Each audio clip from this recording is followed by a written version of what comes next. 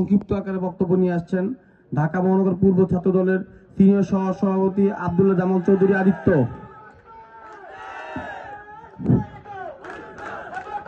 বিসমিল্লাহির রহমানির রহিম। এই বাবু থামো। বিসমিল্লাহির রহমানির রহিম।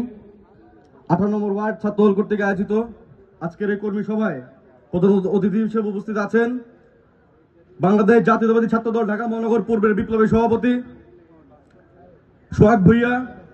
প্রধান বক্তা হিসেবে উপস্থিত আছেন ঢাকা মহানগর পূর্ব ছাত্র দলের সাধারণ সম্পাদক আব্দুল হাসান মজুমদার সহ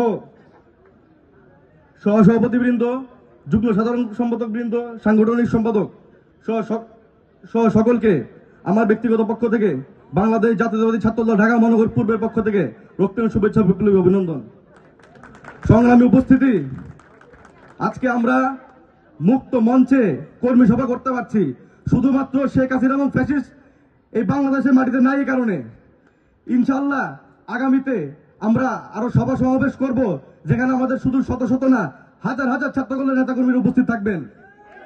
কিন্তু আপনাদের লক্ষ্য রাখতে হবে, এই শত শত হাজার হাজার ছাত্র দলের নেতাকর্মীদের মাঝে যদি কোন রকম গুপ্ত সংগঠনের নেতাকর্মী না ঢুকে, যদি অন্য কোন সংগঠনের নেতাকর্মী না ঢুকে,